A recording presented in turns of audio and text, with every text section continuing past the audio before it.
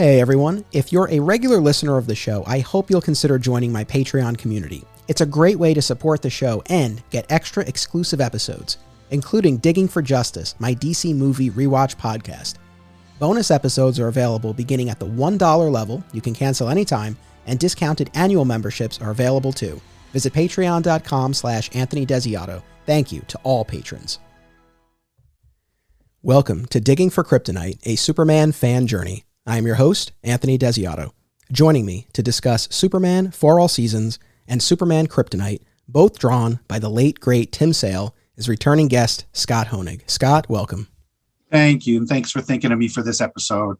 As I mentioned off air, I'm not happy for the occasion to have to talk about these comics, but I always enjoy talking comics with you. So we're gonna pay tribute to Tim Sale, who really deserves the tribute. Well said. I addressed this in a prior episode, but I just want to reiterate my condolences to Tim Sale's family, friends, collaborators, fellow fans. I know we were all saddened by his untimely passing in June 2022, so not too long ago from this recording. And we were speaking about this off air as well. I've had this episode on my master list for a really long time to look at For All Seasons and Kryptonite together. Obviously, they're both drawn by Tim Sale. They both look at this early period in Superman's career, and while they are not direct literal companions, you really can look at Kryptonite as a spiritual sequel to For All Seasons. So for a long time, I've sort of said, it'd be good to look at those two together, and I figured we'd get to it down the line. And then after Tim Sale passed, I felt that this was the time to do it, to pay tribute to him and his work, and these incredible stories, especially For All Seasons, which has been and remains, I think will forever be, one of my all-time favorite, not just Superman stories, but comic book stories. Oh, it's right up there for me as well. I mean, it's just a brilliant work on all levels, from the writing to obviously the art. I mean, it's wonderful. And I didn't realize, because they had, I guess, been released so far apart, I didn't really make the connection in my own head between Superman for All Seasons and Superman Kryptonite. You know, I mean, I think there was 15 years or so between their publication, and I read them sort of as they appeared. So this was a really interesting episode to prepare for, because I got to read them in succession. And you're absolutely right; they work really, really well as sort of Superman becoming Superman and moving away from Smallville and into Metropolis proper, and then, having some of his earliest adventures, obviously the sort of introduction of his major weakness and all that. It was really neat to see them together. Absolutely. And I will say, I've read For All Seasons many times at this point.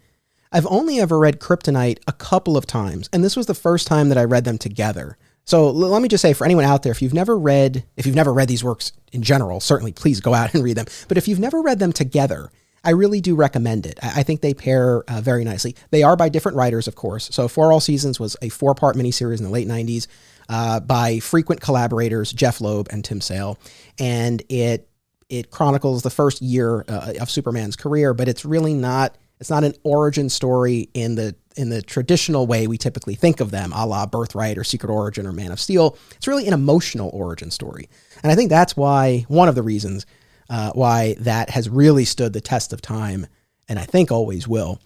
And then Kryptonite was a 6-part storyline in a relatively short-lived ongoing series called Superman Confidential.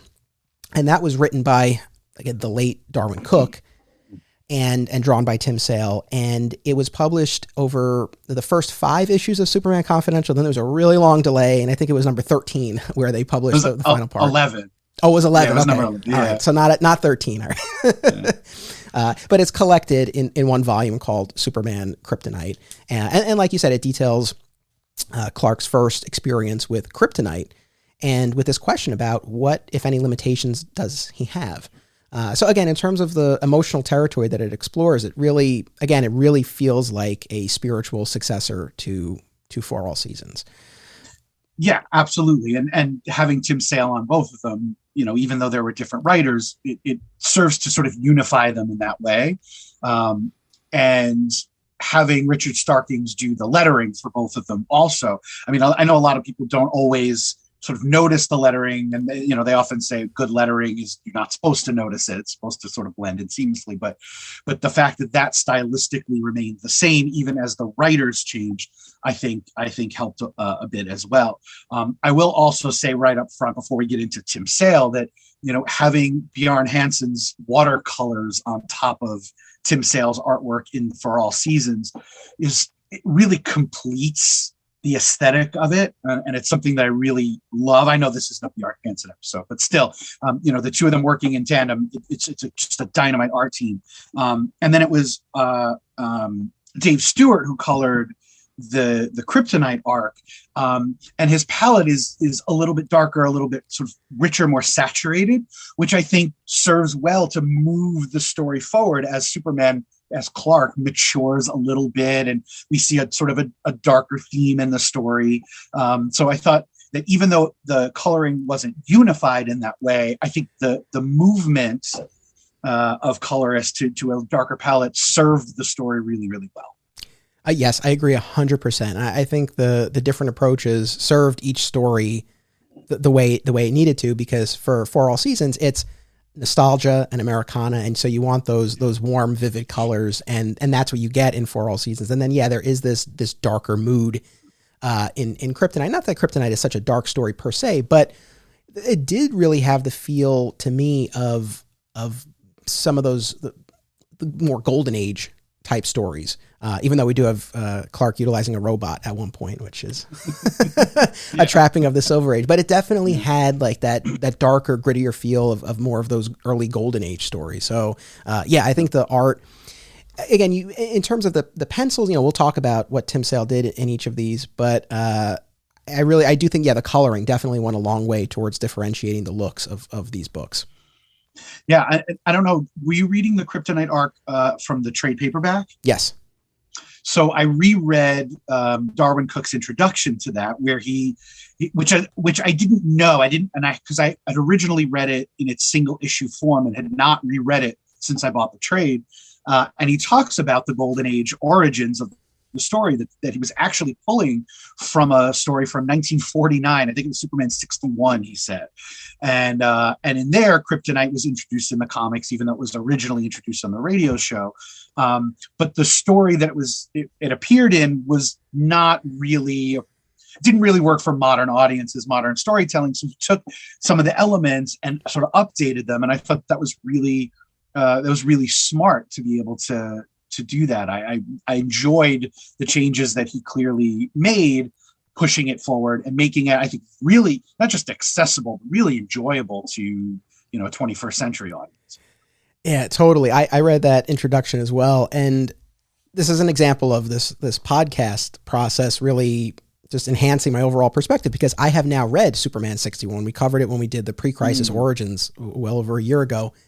And so I've read Superman 61 not too long ago. And yeah, it's, a little hokey by today's standards. It's, this fortune teller who gets a hold of this gem that turns out to be kryptonite, and it affects Superman. And he eventually, as Darwyn Cooke details in that introduction, traces its trail through space and flies so fast that he's able to travel through time and actually see these visions of Krypton. But it was monumental, not just for the kryptonite aspect of it, but the reason why we talked about it in that episode was that was the first time in the comics that he learned where he actually came from. Right. Which again, similarly happens here in the Kryptonite story, but was given an update. Now, from a story perspective, there are things in Kryptonite that I think work well, others not as much, but I do definitely appreciate the attempt to, again, to take that Superman 61 story and put a fresh spin on it. And as you saw in that introduction, I did appreciate this. Cooke talked about purposely trying to create a story that would not be so tied to continuity that it would later be rendered moot. Right. And he was definitely careful in the introduction to not dump on the works of the ongoing Superman creators. But there definitely was this air of like, look, things are always changing and getting thrown out the window. So I'm going to try to stick as closely as possible to, the original intent and the historical side of the character and make something that could kind of fit within that mold, but also stand on its own forever. And, I don't know that, Jeph Loeb was necessarily in that same mindset, but I think both of those stories, for the most part, with some exceptions, which we'll talk about, achieve that. And that's a beautiful thing. And I love that these stories, you can pick them up. Doesn't matter, which version of continuity we're talking about, which era, you can pick these stories up and they work. And I think they always will. And that's a beautiful thing. I totally agree. And to bring it back to Tim Sale, if Cooke's objective here was to do what you just described, and he says that not only in this story, but in a lot of his work. I mean, we see it most clearly, I think, in DC's New Frontier, which he both wrote and drew. He's going for that sort of older, nostalgic, timeless quality. Then Tim Sale, having done Superman for All Seasons before this, was the absolute perfect choice for the artist here. And to have Darwyn Cooke, a writer artist, writing for another artist, another brilliant artist, I think is one of the reasons why the story works as well as it does, despite, I agree with you, some shortcomings. I think in this particular story, Tim Sale's art just carries it. So even in those moments where I was like, all right, I don't know if that quite works as well as I'd like, I was just so captivated by the visuals on the page that I just didn't really care. There's this added layer of sadness in looking at Kryptonite, the fact that both of those creators have now passed, far earlier than, you would have anticipated. And I think in both cases, leaving behind a truly remarkable body of work that will stand the test of time, but not an incredibly voluminous one. When you look at the bibliographies of Darwyn Cooke and Tim Sale, it's not like it goes on and on for pages. And obviously, at the end of the day, the human element of what we lost, that's the most important, and the loss in the lives of the families and friends. And I don't mean to diminish that in any respect, but just from the fan perspective, from the art perspective, it's so sad that we won't have more from them. We talked about Tim Sale. I did an episode on the Long Halloween saga, and Loeb and Sale put out a special within the past year. And in interviews, they talked about how there seemed to be an intention to kind of start to do specials like that again. There was, always rumblings or fan speculation that they might do more in their Marvel Color series. I always wondered if maybe they would take the For All Seasons treatment and give it to another DC character or revisit that period for Superman. I mean, so many things that it's like, maybe these would have been possibilities and now they're not. But again, I do take comfort in the fact that for both of those creators, like the works that they made, I think people will forever be discovering them, and they live on in that way. So that's again, that's a really special thing. Absolutely. I think you and I agree that our purpose here today is, and I'm gonna quote Kevin Smith, who in his podcast Fat Man Beyond, when he learned of Tim Sale's death. He was in the middle of recording when he was told of Tim Sale's death. He had a very strong reaction because he's such a big fan, but then ultimately came back to something he says a lot about people who've passed and just bad things in general, that, rather than sitting here and cursing the darkness, right? Rather than sitting here and lamenting the loss, he says, light a candle. Let's celebrate the life and the work of this great artist. And I think that's what you set out to do. And again, I appreciate you allowing me to join you for this. If you'll allow me, this seems like a good time to tell you sort of my Tim Sale origin story, like how I found him as an artist, because I think it provides some context for you and for the listeners about sort of how I got to his work on Superman, which we're then going to talk about. So I've mentioned, I think a few times to you and even on the podcast, that X-Men was my gateway drug, whereas Superman was yours. So I first discovered him in the mid-90s, where he drew a mini-series called Wolverine and Gambit Victims.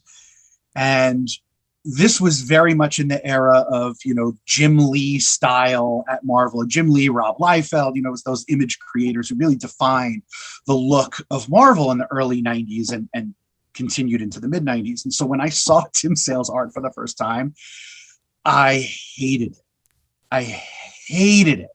It was so different from what I was used to reading. I mean, Andy Kubert was drawing X-Men at the time. Joe Madureira was drawing Uncanny X-Men. I mean, he could not have been more different than these sort of, more dynamic, sort of mainstream house style artists. And it was just Tim Sale stuff was so moody and dark and sort of heavy on the inks, and I didn't know what to make of it.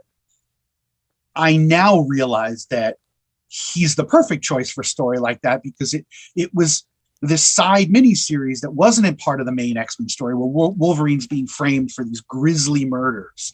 And it is a darker book. It's not a bright, shiny superhero book. It is a very dark book, and Tim Sale's style fits perfectly. It was the beginning of me starting to come to my own as a comics fan and scholar, realizing that you need an artist to fit the story. It's not that, you pick an artist whose style you like and then hire them to do everything.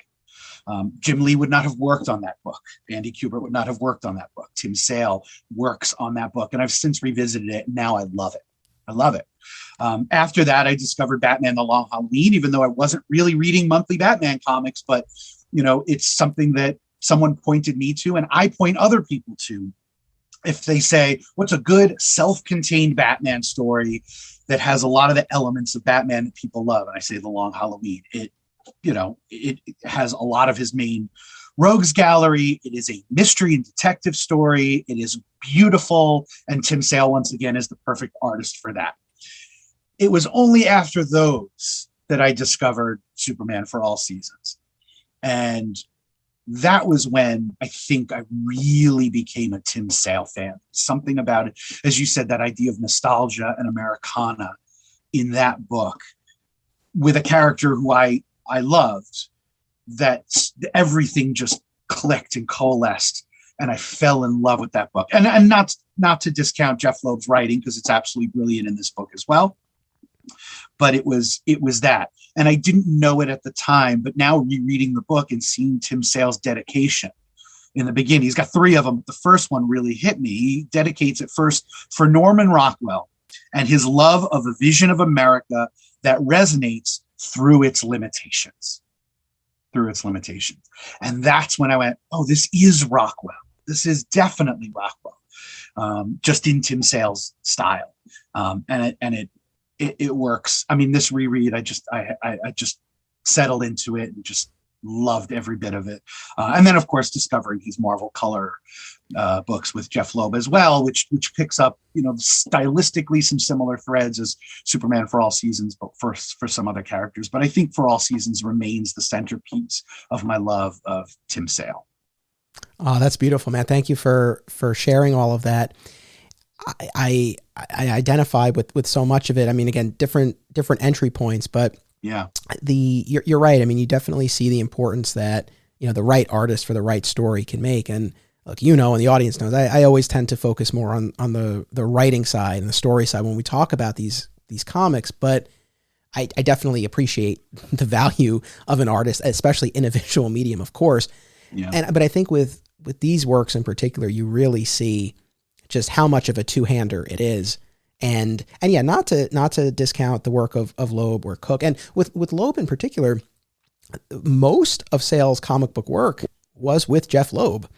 So they were very frequent collaborators. And you see this with other Loeb collaborators as well. I do think he has an ability to bring out the best in the artists he's working with and write to their strengths. So I don't mean to discount that, but you look at Sale's work in particular and you really see what a difference the right artist can make.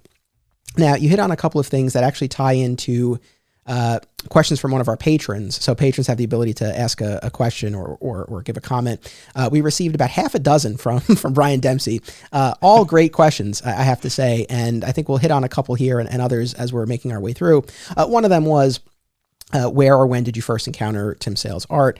And another question he had dealt with kind of what you addressed at the beginning. He said, I know some don't, or I hear some don't like Tim Sale's art. What are your thoughts? And what do you think? And, it was interesting hearing, you give your initial impression. I know, one of my old buddies from the comic shop, he was not a fan. He was way more into the J. Scott Campbell and Michael Turner style. And that was really what he gravitated toward. And he was not a fan of this. And here's the thing. I think, when you're talking art, right, it's subjective. And I can understand if someone doesn't like the specific style. I wouldn't argue that per se. I love it, but if someone doesn't, that's fine. But I think in terms of the draftsmanship and the storytelling, that's where I will die on that hill because, you look at, there are so many moments where the art really tells the story, and that's such a skill. And so I think regardless of whether or not you like the style of his drawing, the way he's able to tell the story is so apparent on the page. As far as my introduction, so I've actually still never read, there are only a couple of things of Sales that I've never read. I've never read that Wolverine Gambit miniseries, and I've never read the Challengers of the Unknown miniseries that Loeb and Sale did. And it's one of those things, I will get to it, but part of me likes that there's still something. It's just like with Darwyn Cooke, one of the only things of his that I've never read is that Before Watchmen miniseries. I think he wrote 2, and one of them he drew. Yep. And I've never read those, and they're sitting on my shelf, and it's like, I'll get there, but I kind of like knowing that there's still something new to discover. But for me, I'm almost positive Long Halloween came first for me. And I've talked about this on the show before, but the late 90s and early 2000s were a very special time for me as a comic book fan, because that was when I was moving beyond just reading the monthly Superman books during the Triangle era, and I was starting to read other stories, other characters, other publishers. And then in the early 2000s, I started working at the comic book shop, and I was around all this stuff, and I was talking to people about it. And I genuinely think, even nostalgia aside, I think there were some great stories and great runs that were coming out, especially at DC and Marvel too, though, in the early to mid 2000s. But Long Halloween and For All Seasons, I think I kind of came to both of them within a relatively short period of time. But it was right at that sort of inflection point for me. And I think I just kept coming back to this idea that, those were some of the first stories that showed me what a comic could be and what a comic could do. And there would be plenty of other stories that would reinforce that. I always cite Gotham Central as another example. And I know for people out there who are more into the independent stuff, I know we're still talking very mainstream DC stuff, but something like Gotham Central, it's like, oh, like you can have like a Law and Order in the DCU. Like, this is amazing. And so sort of like in that same vein, reading Long Halloween and this very, moody murder mystery, it's like, this is fantastic. And to go to something like Superman For All Seasons and see, like I said before, this emotional origin story that was really concerned far more about the heart of the character than the continuity or any of the other trappings. Again, it was really just eye-opening. Like, oh, this, like, I didn't know. I'm a kid at this point. I'm 10 or 11 when For All Seasons comes out. And I think I read it, probably like not too long after it was originally published. And again, it was just so eye-opening that this is what comics can be. So these books always have a very special place for me in and of themselves, but also for just capturing that moment in time for me. Like, it really is very significantly meaningful to me. I agree. I mean, when we were young, and I was certainly a little bit older than you were when you discovered these books. I was I guess I was hovering around 20 years old, because I remember being sort of college or just post college when I discovered For All Seasons. But it's easy to see now in hindsight the way that they've Long Halloween and For All Seasons have withstood the test of time and have become sort of classics in superhero storytelling. But at the time, no one could have known that exactly, what place in the pantheon that they'd hold. And I didn't have the vocabulary to express it then. And I didn't have the context to express it then. But something inside me knew when I read For All Seasons that this was an elevation of the medium and the genre. That this was doing something that the other sort of monthly superhero stories just didn't do, couldn't do. And again, that's not a knock on anybody else's work. Just this one felt different. And again, I didn't have the words to express it. And I don't even know if I knew anybody I could express it to who would understand that. I just knew that it felt different. And now looking back at it, a huge part of why it feels different is what Tim Sale brought to those books. Well said. And let me piggyback off of that, because again, especially for this episode, I was even more dialed into the art than I normally am reading those works. And with Sale, especially in For All Seasons, I was so struck by the level of detail that he incorporated into each scene, whether it was the front porch of the Kent farm or the shelf at the barber shop or the general store, whatever it was, it felt like such a lived in world. It was so immersive. And it's one of those things that I don't know that I ever would have articulated that in the past. Certainly not the first time I read it as a kid, but even when I read it a couple of years ago, I don't know that I would have necessarily grabbed onto it in that way that I could articulate. But I think even if you're not conscious of it, it still has that effect on you as you're reading it. And you get this amazing juxtaposition of those incredibly detailed scenes. And then, so you have that, but then you also have these big action set pieces where it's Clark versus the tornado or the flood or the missile in issue 2. And there, the detail is kind of dialed back, right? And you just get these like sweeping splash pages, and they're gorgeous. And so just that, the contrast of those two, it really, really, really stood out to me this time more than ever. I couldn't agree with you more. In fact, as soon as you started saying that, the word that came to my mind was lived in, and you nailed it.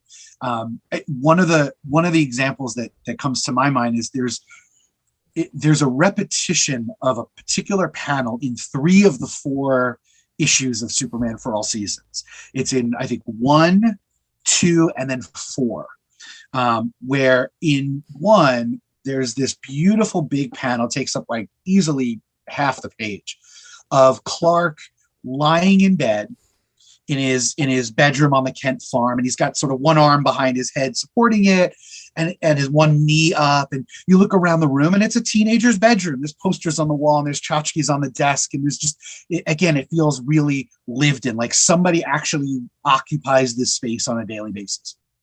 And then in the second issue, it's the exact same composition. It's the same size and shape panel, and it's Clark, a little bit older, lying in his bed in his apartment in Metropolis. He's in the same position, and now it's an adult's apartment. It is not a child's bedroom. And so the trappings of the space are those of someone a little bit older, more mature, but the mood is this. I mean, it's still him sort of in repose. It's him being pensive and at home. And then we return in the last issue.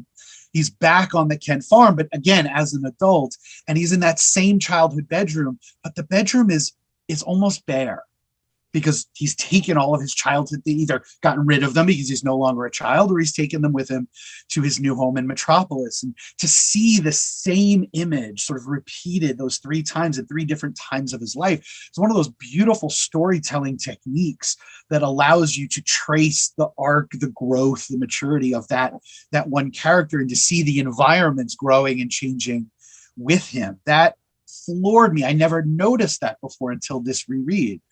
And I really appreciated Tim Sale for that. Loved it. I'm so glad you brought that up, because that was one of the things that I clocked as well. Yeah. And the final one in issue 4 is the setting for one of my favorite bits of Pa Kent advice, because this is the point in the story where Clark's really doubting himself. He's had this episode with Lex in Metropolis where Lex unleashed this virus. He made Clark think he might even be responsible for it himself.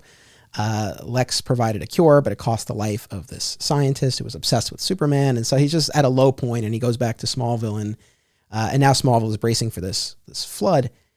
And like you said, Clark is in his bedroom there, restless. And, Pa comes in and gives him this whole speech about, my first year as a farmer, the corn came in great. It was the talk of the county. I thought it was going to be like that every year. Next couple of years were terrible. And I, had this, same sort of doubt. And he's like, over time, I learned how to be a good farmer over time, son. And, we'll talk more obviously about the story of it all as we get through it. But yeah.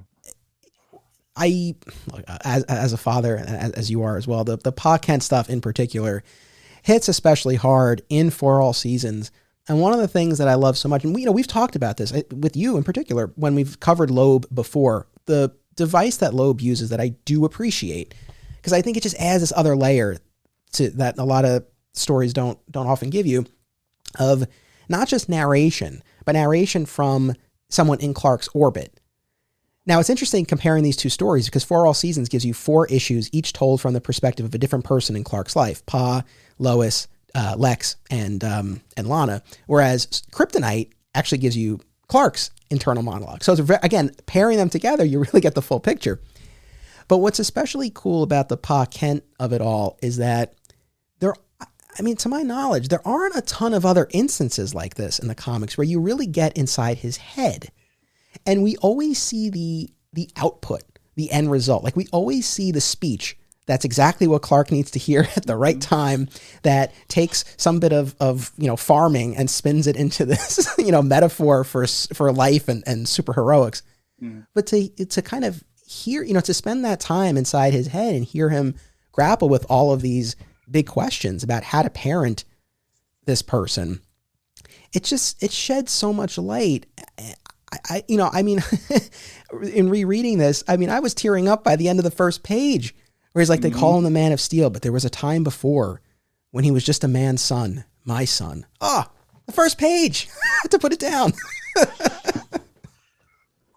Yep.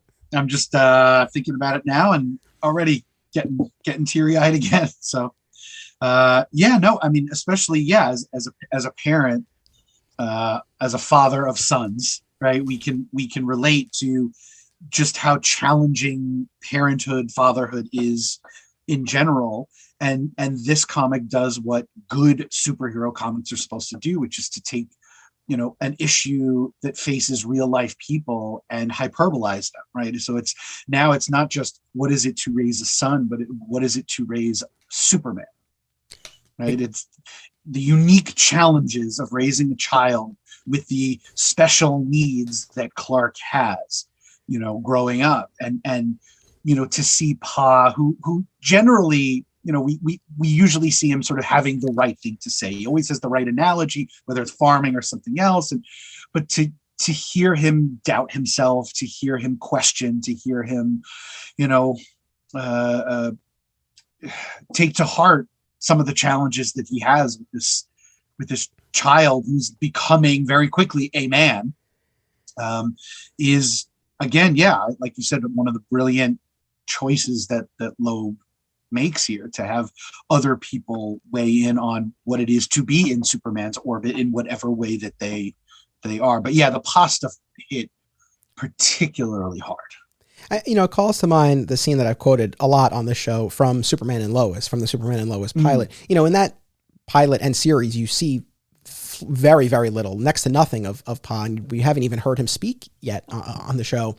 But there's that scene where Clark's having the heart-to-heart with Jordan out on the porch, and he's like, my dad, he was on his way to church and his life changed and he became a father. He's like, he didn't know what he was doing. And again, even putting aside the Superman of it all, just being a father. I remember the morning after our son was born, and we had done those the classes at the hospital where they teach you how to diaper and all that, but you're doing it on a doll. And I remember that first morning when he pooped and he needed to be changed, and I was like, I'm up, this is it. And it was just this weird thing of something just shifted into gear, and I was like, all right, here we go, and you got to do it. But it's and that's something more tactical, not even talking about actually imparting wisdom or solving problems, but just that feeling of I don't know what I'm doing, but you just got to go for it. I can't wait till Miles old enough to listen to this podcast and he gets to the episode where you talk about the first time he pooped. He's going to love that. He'll love it. It'll be great. Well, listen, on that note, let's take a quick commercial break and then we will continue. We'll be right back. Acme Comics is a locally owned and operated full-service comic book store in Greensboro, North Carolina for people of all ages and walks of life. Since 1983, this 9-time Eisner Award nominee uses their collective knowledge and resources to connect you with the best material available. They pride themselves on their significant contemporary and vintage back issue selection. Mail order subscriptions to new releases are available, and all offerings are available to anyone, anywhere via mail order. Follow Acme on social media and eBay, listen to the Acme Cast on all podcast services, and visit acmecomics.com for much more. Film lovers and filmmakers should check out this family of film festivals: Brightside Tavern in Jersey City, Hang On to Your Shorts in Asbury Park, Point Lookout on Long Island, and In the Cut in Bloomfield, New Jersey. I was fortunate enough to have my work shown at these festivals, and I found them to be very enjoyable and well-run events. Submission information for filmmakers, as well as details about the festivals generally, can be found at filmfreeway.com.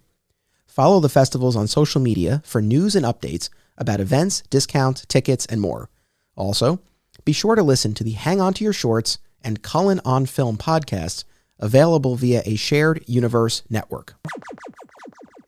Fat Moose Comics is New Jersey's best and oldest comic book store. Established in 1982 and currently under new ownership, Moose sells a wide selection of new and old comics from every publisher, action figures, graphic novels, posters, statues, and more. If you're looking for something and they don't have it, they can probably get it for you. They know a guy. Visit Fat Moose in Whippany the next time you're in the Garden State, and be sure to reach out via the Fat Moose Comics Facebook page. Flat Squirrel Productions is an affiliate of BCW Supplies. The next time you need to restock on comic book bags, boards, boxes, and more, be sure to use promo code FSP, that's FSP for Flat Squirrel Productions, to save 10% on your order, and it helps support the show. Thank you. Aw Yeah Comics celebrates and promotes everything that is wonderful about comics, toys, artwork, and the joy they bring to people. Visit them in person at one of their 3 locations, Skokie, Illinois, Muncie, Indiana, or Harrison, New York, which happens to be my local comic shop. If you have kids and are looking for a family-friendly store, look no further. Join Aw Yeah for exciting events, including creator signings, how-tos, and more. Visit awyeahcomics.com and follow Aw Yeah on social media for more. Their name says exactly how they feel about it. Aw Yeah. And we're back. So, like I said, we had a bunch of questions from one of our patrons, Brian Dempsey, and I wanted to hit a couple of them with you now. And it's especially fitting that you're here because you joined me very recently for our run of Lex Luthor episodes. And in fact, in that episode, we talked about Superman for All Seasons number 3, which was the Lex-centric issue of that storyline. So Brian said that he loves For All Seasons. And while I understand Luthor's post-crisis origin, including a receding hairline before he goes fully bald, Lex with hair is the one piece that detracts from For All Seasons' timeless quality. It really roots it in that time period. What's your take on that? I don't disagree, Brian. I never liked the tufts of red hair sticking out on Lex. I always prefer a fully bald Lex. However, he got that way, because the story does vary. Yeah, I'm with you. It didn't really take me out of this particular reread because at this point I'm sort of used to it. And again, I just reread that issue for that Lex episode. So, but yeah, I don't disagree. Well, it's yeah, I mean, I agree. I think that's a fair point. What's so funny though is that, because I was like, well, is there anything else that really ties it? Ma and Pa being alive, but at this point, we're so far past Crisis. And yes, there was the New 52 era where they weren't alive, but there's been now such a long period of time where they've generally been alive that I don't think their presence really dates it so much. It is true. I really do think that that receding hairline is sort of the main marker that lets you know we're in that John Byrne post-crisis evil businessman iteration of the character. I don't mind it because I think it's a fair trade-off. Now, this is not the main objective of our discussion here, but what I do appreciate about For All Seasons is that at the time, Man of Steel was the origin story. And what Loeb and Sale do, very well and very delicately is they really kind of dance around the main moments in Man of Steel and I think flesh them out and give them some more weight and some more context. So for example, at the end of Man of Steel #1, where Clark, reveals his secret to Lana, or he tells her he's leaving, he has this whole thing about like one man can make a difference and I am that man. And I think at the time that really played into the 80s, America, patriotism, like that whole thing. But in For All Seasons #1, right, he deals with this tornado that devastates the town and he saves the people he can. But, he has this moment of like, well, I could have done more. And he has that speech with that conversation with the pastor. And he's like, well, what if just one man could have stopped this? So it's like, then when you go to look at that conversation with Lana in Man of Steel, it's like, oh, there's a little bit more behind it. And then even when we talked about Lex, right, the fact that the Lex issue starts with him being released from prison and, that's, piggybacks right off of his arrest in Man of Steel number 4, I think. So like I said, I think it's a fair trade-off to have a story that at the time fit within the established origin, even if that means that moving forward we date it a little bit. Yeah, look, when Byrne was writing and drawing Superman, he had only a certain amount of space in each issue to do a lot of legwork, right? Rebuilding the character and the mythology from the ground up for a new generation. That's a heavy task. And all things considered, I think we'd agree he did a perfectly admirable job of it. But necessarily, I think he's focused a lot more on the big moments, the broad strokes, as a lot of superhero action-oriented comics tend to do, because they know that if you go too long without some punchy, readers might drop off, right? It's, again, visual medium, people are looking for spectacle. One of the reasons why I love For All Seasons as much as I do is because there are punctuated moments of spectacle, but the majority of the story is quiet, and it's reflective, and it's internal. And for Loeb and Sale here to give us the moments in between the big ones from Byrne and subsequent writers was just a smart move, because it doesn't contradict any of that continuity. It doesn't, but it fleshes it out. So recontextualizing Superman's steadfast speech about the difference one man can make, right? That's a perfect superhero moment. But to know that before he came to that, there were moments of doubt, there were moments of needing advice from the people around him who he trusted, to, the moments where he felt that he didn't do enough, wonders if he could have, how much of himself does he need to give to this endeavor. This is, essentially, without saying it directly, about how much of him wants to be Clark and how much of him wants to be Superman. That push and pull of not being able to be everywhere at once and save everyone, but always wanting to try, and how much of his personal life he has to sacrifice in order to do that. Then you go back to that Byrne moment, and it weighs so much more, knowing that this is behind him. And so I'm so grateful to the story for filling in those gaps. Exactly. And even within the context of its own story in For All Seasons, I think it's so interesting that when Clark leaves Smallville, his final morning there, and he walks out into the field to meet Pa, we don't get their goodbyes to each other. He walks up to Pa and he talks about, they talk about never getting tired of seeing the sunrise. And then we're in Metropolis. And that was such a smart choice, because it would have been very easy, and it would have pulled at the heartstrings, I think, to kind of stay with that for a little bit. But honestly, the lead up to it, where again, we have Pa's narration and he's like, my stomach's been uneasy all day. It's like we're at this point where, we've raised him, as best we can, and there's nothing left to say but goodbye. And it's like, it just gets you. And that's all you need. And then to have that gore, and the perfect blend of the pencils and the inks and the coloring, right? Just to get that scene there is just absolutely gorgeous. But again, just as far as that restraint in the storytelling, I think it would have been so easy to just kind of stay in that moment, but it gave you just enough, and you could fill in the rest. Beautiful. Yeah, I almost imagine, Loeb sitting at his computer or typewriter, working out that scene and drafting a couple of versions of some dialogue that the two of them could have said, and ultimately just going, no, none of it is as effective as leaving it. And I appreciate that. Loeb doesn't always do that, but in this particular story and in some of the other ones that we cherish, he knows when to go forward and he knows when to pull back. And especially when you have a collaborator as gifted as Tim Sale, because, here's an instance where he can trust his artist, and in this case, artists, right? Because again, the colorist cannot be understated here, to convey the tone of the scene, the emotional weight of the scene, without having to burden it with text or with too much text.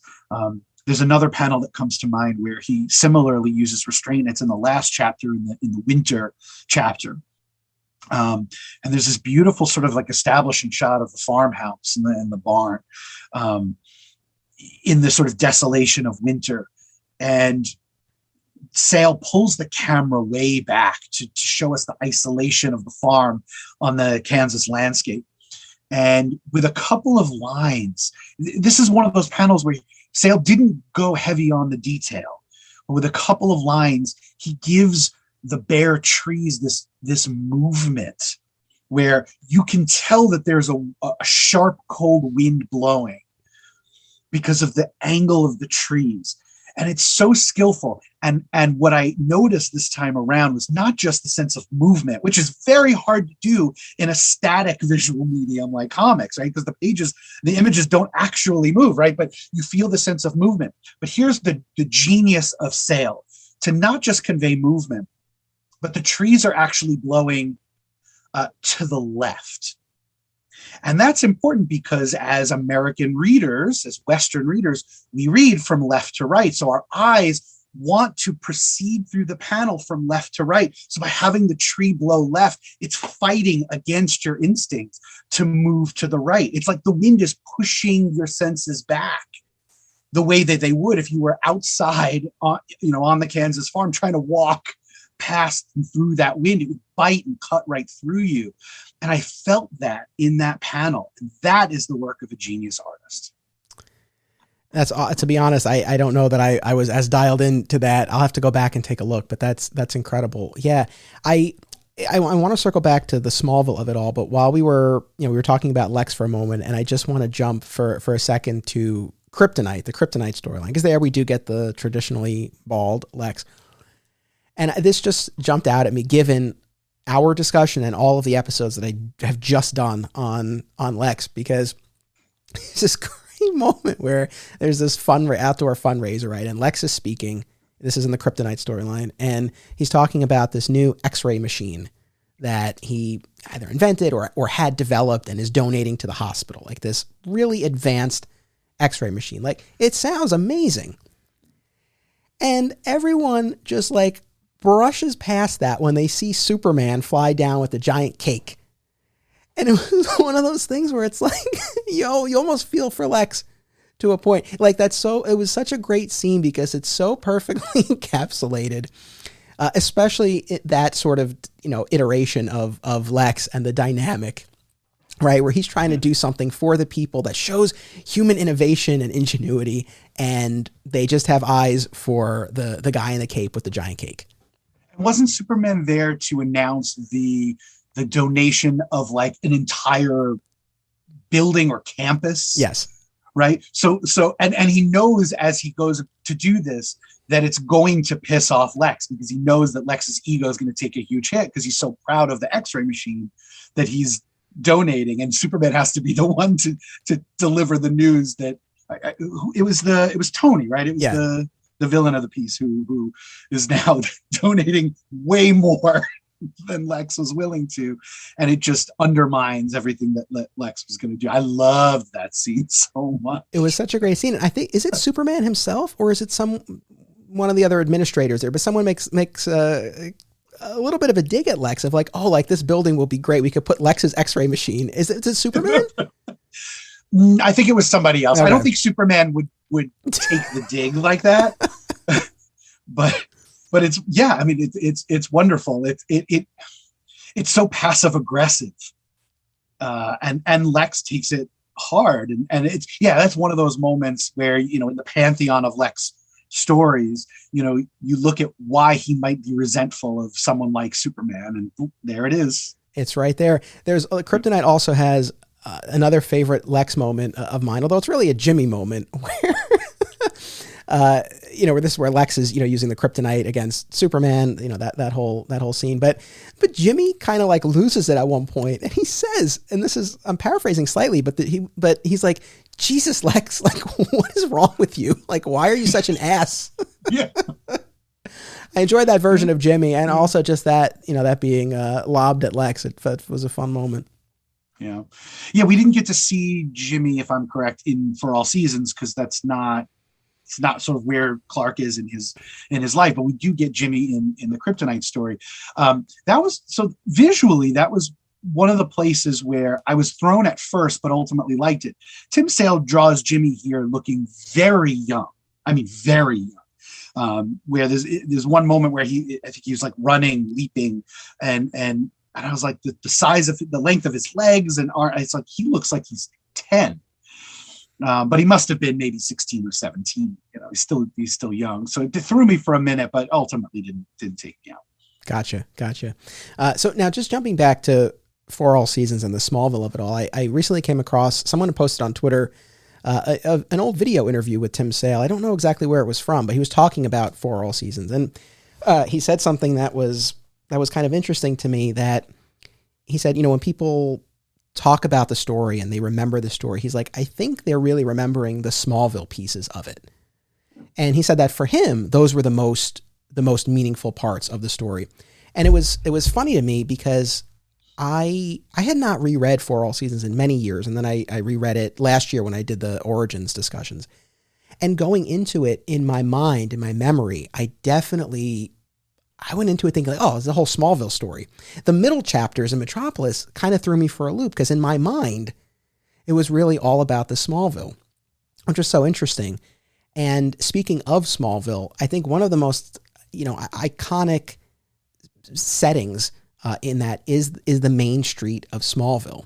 And again, you talk about that detail about the general store and all the other businesses, that main street.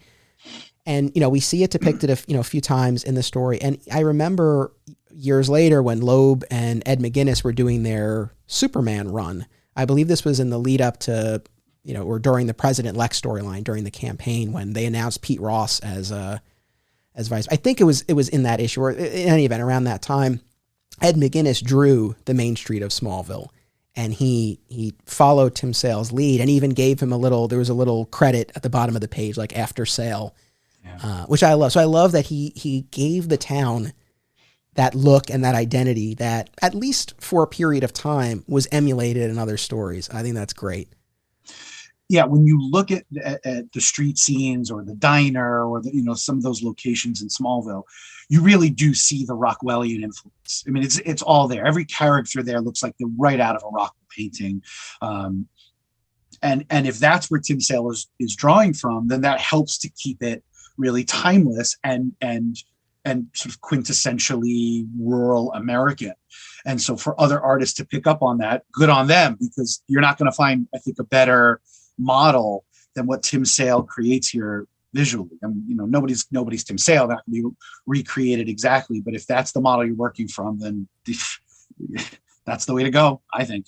Yeah. So I have a larger point I want to make in a second, but one more Brian question. This was a nice little touch. So Brian said, since I know your affection, he means my affection for It's a Wonderful Life. And I love it, man. I've talked about it on the show before. I watch it every Christmas. I love it. Yep. He said, did you catch the homage in the general store with Pete Ross? Well, Brian, of course I did. What is it, amateur hour over here? Of course I did. So when Pete Ross goes into the general store, right, he rubs the little elephant and he's like, I wish I had $1 million. So that's the same thing that George Bailey does when he goes into Mr. Gower's drugstore.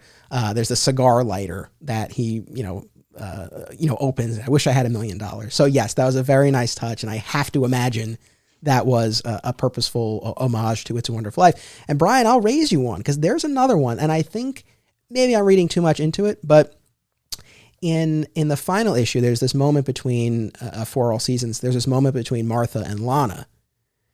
And Martha says to Lana, the right woman can help the right man find the answers he's looking for, which is very similar to what Ma Bailey says to George when she is trying to set him up with Mary, that she's the kind of girl that can help you find the answers you're looking for. Maybe I'm reading too much into that one, but again, I can't help but think it's a coincidence. I feel like this was a very direct influence there, which I love. I love that so much.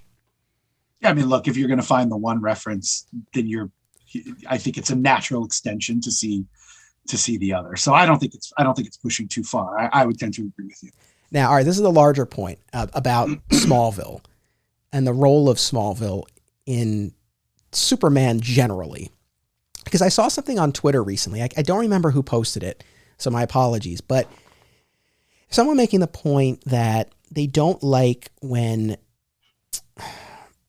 Clark is sort of defined by, not that he's not defined by his upbringing on the farm, but that he's the farm boy at heart. The point that they were trying to make is that he's had all of these adventures spanning the world, the galaxy, the multiverse, that he should be informed by all of those. It shouldn't just be like he's the farm boy at heart. I'm paraphrasing, but that was the gist of it. Mm-hmm. So here's the thing. To an extent, I agree, right? The character, just like all of us, should be informed by all of his experiences. And to the extent that, ongoing monthly Superman comics will even allow that, sure, right? I don't necessarily disagree with it on its face, but I will, to quote the show itself, I will always hold on to Smallville, and I will always go back to Smallville for a variety of reasons. Yes, there's my experience with the TV show, and that's a strong influence, but it goes beyond that. I've always looked at the identity of the character as Clark on the farm is the truest, most honest representation of the character. That's when he's really himself. In both the Superman identity and Clark the Reporter, there are elements of disguise. And in fact, in Kryptonite, there's one of my favorite scenes of the whole book is when he's sitting, in the Arctic with the polar bear, having this pouring his heart out. And he's like, I have to be these two different people, and I can't totally be myself in either one. And so when he's on the farm, that's him at his core. So I like that aspect of it. But the final piece, and I think the biggest one, is he has had and continues to have such a big life from the very beginning. This journey across the stars as a baby saved his salvation from destruction. He, grows up, in a civilian identity. He's a reporter, in the biggest city in the world for this great metropolitan newspaper as a superhero. He's saving the world, the universe, all of these amazing adventures. So I love the contrast between all of that and this quiet, simple upbringing that is ultimately responsible for him being able to do everything else. And to have that contrast, I think that just gets at the heart of the character for me. So yes, everything else should inform the character, but for me, he will always be Clark on the farm because that's what made him the hero, and that's what made him, powers aside, that's what makes him Superman. So, and that's why, no surprise, I love For All Seasons so much because it really shows you just how important that time in Smallville was for him. I think I tend to agree with you. And what that made me think of is, when I teach Superman and sort of the history of Superman and his role in superhero storytelling, which is obviously massive because he's the father of all superheroes. We talk about, the naming of some of the place, Smallville, Metropolis, that they're just so on the nose, right? He comes from this small town in the middle of the country. Smallville, what is a generic name for a large city area? A metropolis. So it's metropolis. Gotham is no different than that too. But listening to you talk about it so beautifully, I think there's also a sort of irony to the name Smallville in that, yeah, it is literally a small town, but out of that small town upbringing, this man has now reached the far reaches of the universe, the multiverse, and beyond. He's gone everywhere. He's done everything. But at the end of the day, when he's got a crisis, and I don't mean a physical crisis, an existential crisis, a personal crisis, anything like that, where does he go? He always goes back to Smallville. Always, always, always. Most of the time, when the stories allow it and his parents are alive, he goes home because he's got to talk to Ma and or Pa. Sometimes he comes back and talks to Lana because, unlike Lois, who obviously, he's got this deeper, longer lasting romantic relationship with, Lois didn't know him back in the Smallville days. She jokingly nicknamed him Smallville. Like, she calls him Smallville because that is who he is, right? But Lana knew him in those days and loved him in those days. And so sometimes he will go back to Lana, and to a lesser extent Pete, but it's always a return to the place and the people that were his formative experience. And I don't think that that's a coincidence. I think that's so important. And I think that's why you and I gravitate to stories set in Smallville, as long as they don't have him as a costume Superboy. But to gravitate towards those stories, because you can tell such personal stories in that setting. You can have Superman, Clark laid bare in ways that Metropolis doesn't always allow, in ways that Lois doesn't allow, in ways that Lex doesn't allow, the reporter aspect of him doesn't allow. But it all comes back to Smallville. I'm with you 100%. I mean, one of my favorite moments, both it's from a story perspective, but also in terms of Tim Sale's art, is in Kryptonite, when Superman shows up after stopping the volcano, or trying to stop the volcano. And, you know, it really put him through the ringer. He, you know, inhaled all of this molten lava. And then there's this, you know, crazy scene of him basically vomiting out this lava. And he's scared.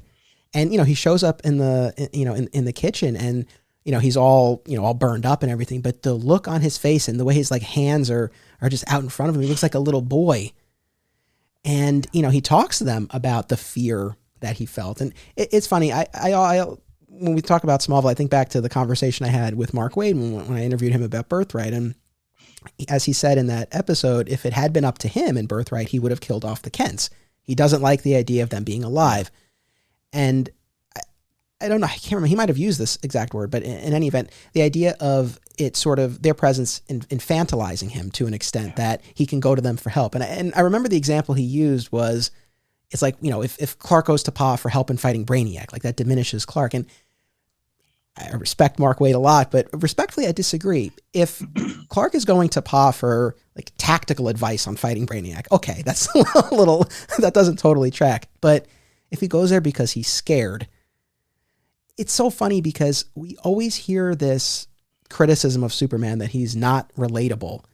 And I look at so many of the scenes in For All Seasons, and it's like, this is the relatability. This is the human side of the character.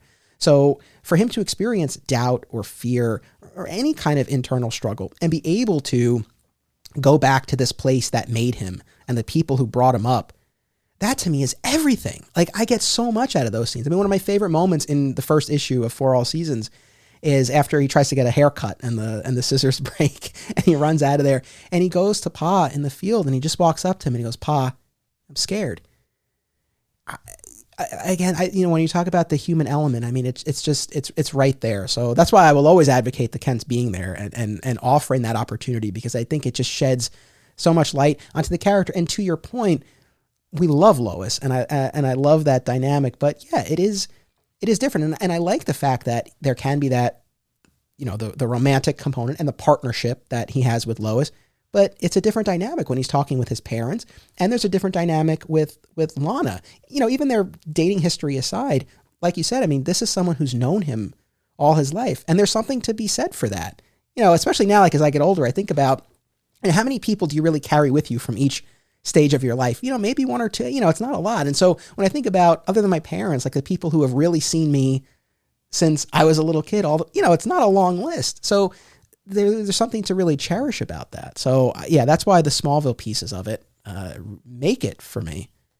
Yeah, look, far be it from me to disagree with Mark Waid, who I respect deeply. I mean, I just adore the man's work. I really, truly, he's one of my most favorite writers in comics. And by all accounts, from everything I've heard and read from him, just a super nice and generous guy. But I do disagree, because I think for me, there's two benefits of that Smallville setting for Superman to return to.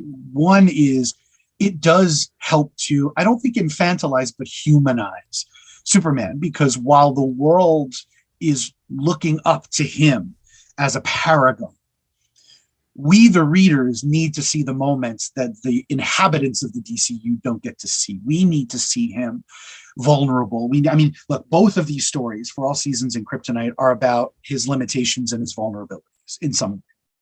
And I think it's important for us to see that, right? Because if Superman really were not just sort of as powerful as he is, but supremely confident, then I think you really would have a problem writing stories for him that are compelling. The fact that he has the powers that he has, but on occasion doubts his abilities, or doubts his rightness, doubts his ability to make the right decisions. that helps to humanize him and therefore makes him more relatable. And at the same time, it also elevates Pa Kent, chiefly, and Ma and Lana to a lesser degree, but also because knowing that while the world is looking up to Superman, that Superman looks up to Pa, that Pa is the reason why he is the hero that he is, that if he were raised by, Red Sun and a handful of other sort of Elseworld tales show us that if that rocket crashed anywhere else, if he were raised by anyone else, we don't get the Superman that we have. It is Pa and Ma Kent who created this person. And so Pa gets elevated to hero status in and of himself because he's the one that Superman turns to all the time. 100%. I agree with all of that. And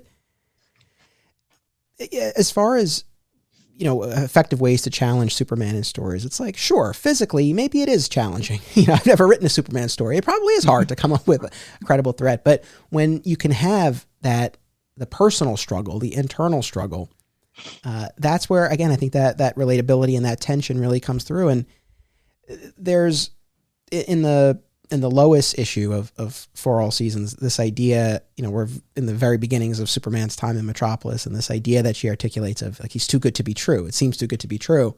And similarly, all the Lex episodes that we just did, that comes up a lot. This idea that like, who is this person who can't be bribed, can't be bought, can't be intimidated, doesn't seem to want anything for himself, doesn't seem to have an agenda.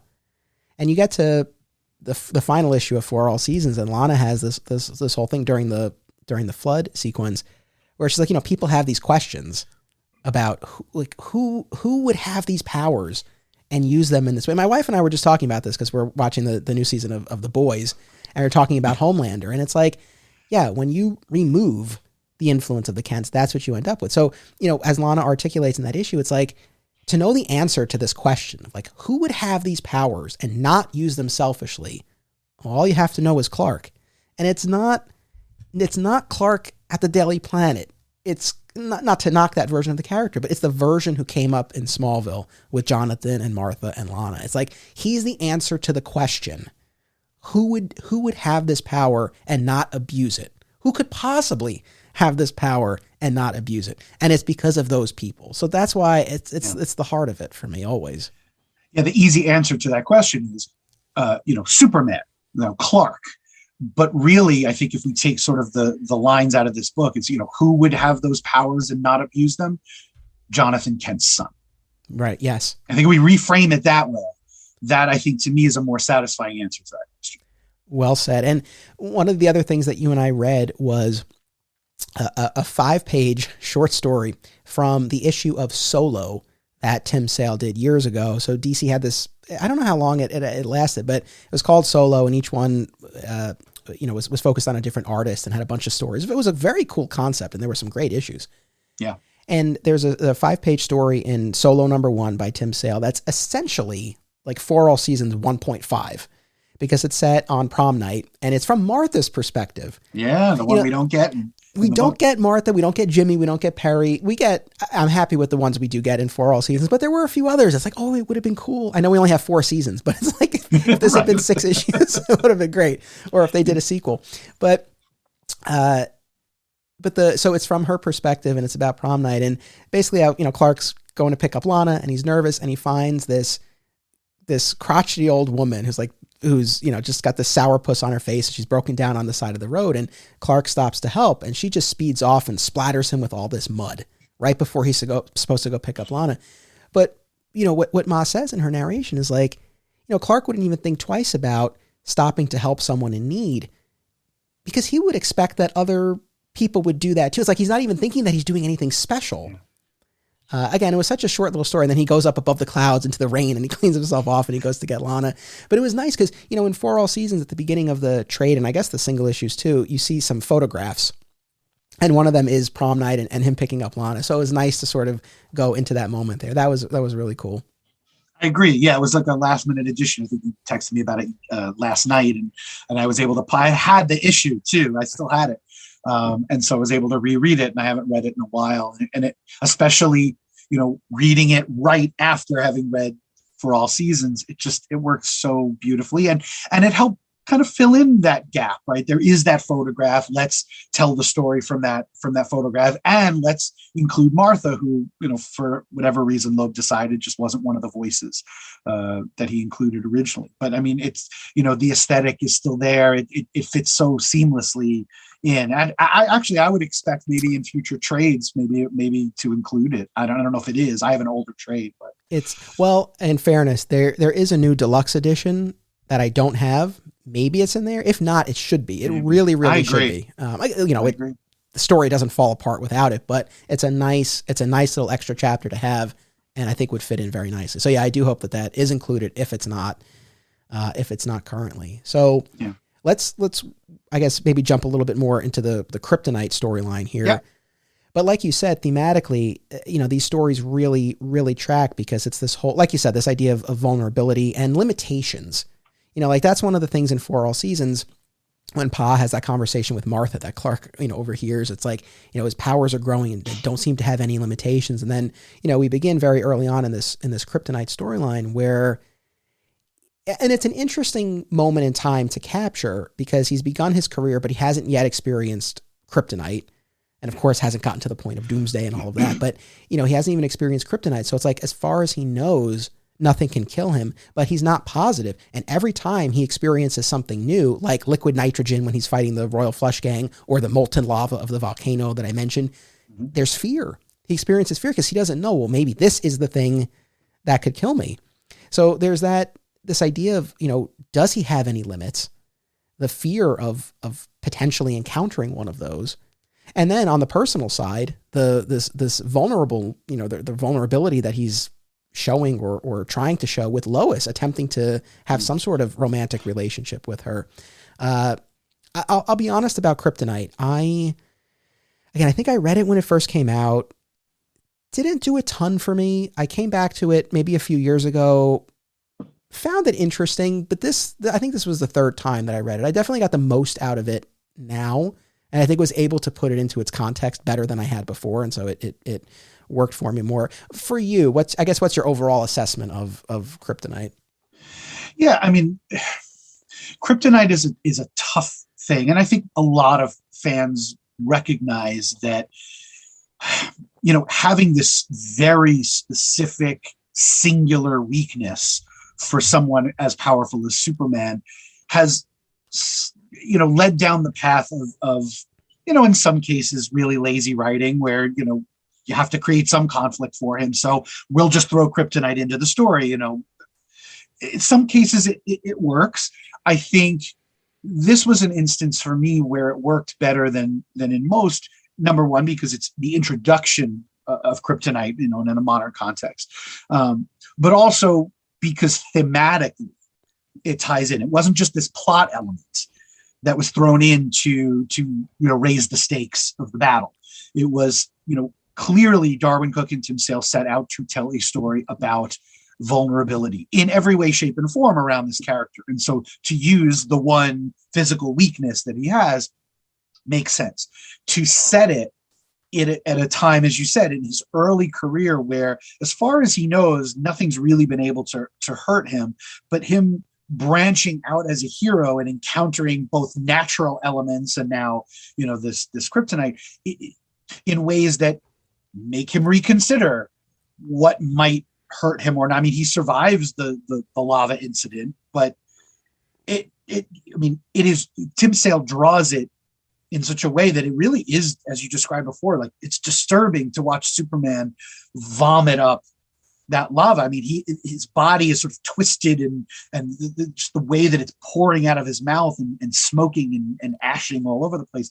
It's appropriately disconcerting for the reader because we don't usually see Superman like that. So I think it fits the story. And as you said, then to add in the sort of emotional or the personal vulnerability and in him opening up and trying to establish relationships with new people. And again, this I think speaks to the Smallville Metropolis divide too, because in Smallville, those relationships were almost provided for him because everybody in this tiny town, they know each other, they know each other's families, right? For all seasons, we see a dinner where it's Lana and her aunt, and they're both, over at the Kent's farm. You go into town and the name of the person behind the counter in the diner and the person working the general store.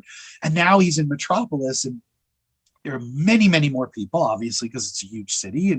And Lois is a very intimidating person on the surface. Like, she is not easy to get to know. In fact, most iterations of the Superman story in which Clark and Lois first meet, she is really dismissive of him because he's this small town hick. And it's not until she realizes that, number one, he's a really good reporter. He's super smart and hardworking and noble that she even opens a crack to let him in. And so to see him get to be emotionally vulnerable as he's exploring his physical vulnerabilities, to me, that is a good use of Kryptonite. And that's why this story works for me. Yeah, I'm with you. And, one of the things, just talking about Clark and the physical side and the emotional and fitting in and all that. One of the things across both stories that I do love is how large Tim Sale draws him. Like, he really stands out. He's like this big corn-fed guy from the Midwest.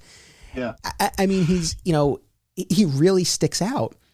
And certainly in For All Seasons, and again, that continues into Kryptonite, but especially in For All Seasons, I mean, it really captures him at this crossroads where it's like he doesn't fit in anywhere. And, one of the early issues of For All Seasons, he comes back to Smallville for a visit and articulates that to Martha of like, I don't really fit in the big city, but I've kind of moved on too much. So when I come back here, I don't feel like I fit in here either. So it's like he really sticks out both physically and emotionally as well.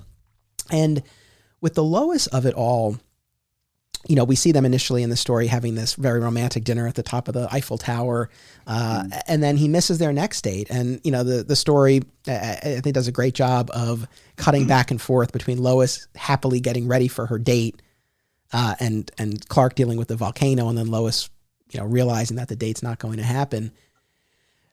What I appreciated about this story is that scene with the polar bear that I mentioned earlier, where, he talked about really having to play this part as Clark for Lois and downplay his natural characteristics and what a toll that was taking on him. And I appreciated that. And, I've now, read so much, but when we talk about Pre-Crisis, I've still only really scratched the surface. So maybe there are more instances of this in Pre-Crisis that I'm not aware of, but I think at least of the post-Crisis version, and, the Byrne Clark we've talked about this at length, was a very confident, capable guy, with the physique that rivaled Superman's. It wasn't like he was really putting on this mild-mannered show. So I guess my point is I can't immediately call to mind too many other instances of something like this where Clark is feeling some sort of way about having to act the way he does as Clark. And it was, if we're going to have the triangle, the romantic triangle in that sense, I liked, now Lois and Clark, The New Adventures of Superman, I mean, they definitely got at that idea, but, of Lois being interested in Superman and that whole dynamic. But again, there too, that was very much the Byrne mold. Like, that Clark was not, it was not getting pushed around or stepped on per se. So I like that a lot. And again, just going back to this idea of the vulnerability and the weakness. Yeah. And I agree with you. I think that's one of the elements of the story that worked really well for me. And again, Tim Sale as an artist is able to, on one page show us this barrel-chested, superhero in the bright colors, and then contrast it on the next with a quieter moment where he questions everything that he is and everything that he's doing and the ways that he's doing it and what it means for him to be able to continue to operate like this for however long he's able to do it. I don't think every art, it's easy to look at it and go, yeah, the art's fine. But I don't know how many people really appreciate how difficult that is for one artist with a singular style to be able to successfully communicate one thing visually and then in the same story turn around and communicate the complete opposite and do that successfully as well. And again, that's just where Sale just is such a master. Well, that's the thing. I mean, the characters, and not the, not to, I don't say this at the expense of other artists, but you really see like his characters are performing. It's like you talk about an actor's performance and something, and the difference between a good actor or a bad actor or a great actor.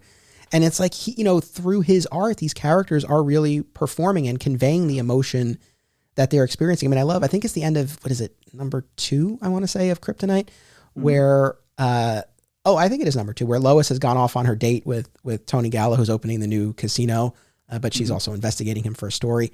But Superman shows up after having missed their date, and all he sees is them parting and Lois being like, I had a great time tonight. And the issue ends with him just flying above her. He's like, hi. And you see him above her, and there's a lot of, empty space on the page, and you see his shadow. It's like, it's so good. That's one of my favorite moments visually of the miniseries. Oh, I agree with you so much. I love that moment so much.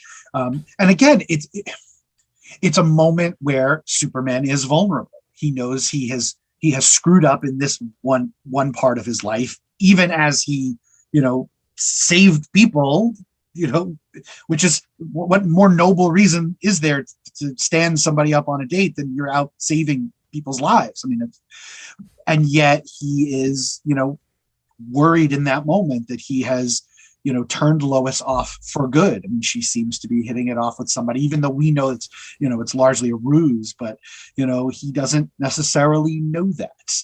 And so to see him in a moment of vulnerability, even as he does something that is so far and above what anybody can do, even somebody as rich and powerful as Tony Gallo, he's flying. He is flying, having just saved people's lives, and he is worried that he just lost the girl. And Sale communicates all of that in just that visual. It's brilliant. And I have to give them credit too, though, for the handling of Lois, because when they have their quote unquote breakup scene, like she is mature and understands the responsibility that he has. She's not giving him a hard time about it, but at the same time, it doesn't necessarily work for them, at least at this point in time. But I appreciated the handling of Lois. Now, one of Brian's other questions points to, I guess, I guess if I have any roadblock to my total enjoyment of Kryptonite, this points to it.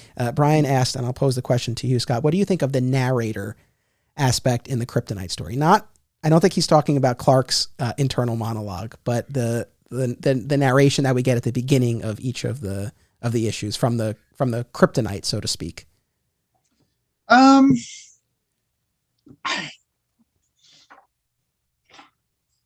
I hadn't given it much thought, actually, until you just asked the question.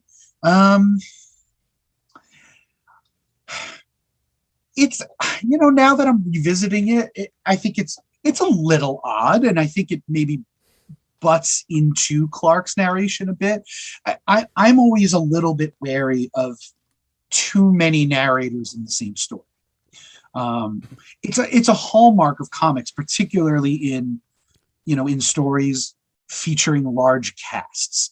I know for me as a kid, it came up in X-Men all the time, where you'd have 3 or 4 of the different X-Men narrating different parts of the story, and as long as those parts remained sort of discrete and separate from the others, it didn't bother me, the switching of the voice. But sometimes you get the same two or more voices on the same scene. I mean, Loeb did it with Superman, Batman all the time. Yes. That was an instance where I think it worked, because you're getting the two characters' impressions of the same moment and seeing how they each see the same thing but differently. Here, I don't know that the Kryptonite voice, personifying Kryptonite, it certainly didn't add anything major to the story for me. I don't know that it took anything away. I just think I mostly saw it as an oddity. Gotcha. So going back to this idea of, our memory versus the reality of it, like I said, it's been a few years since I read Kryptonite. I went into this convinced that the Kryptonite itself was sentient, and we were getting literally the Kryptonite's thoughts.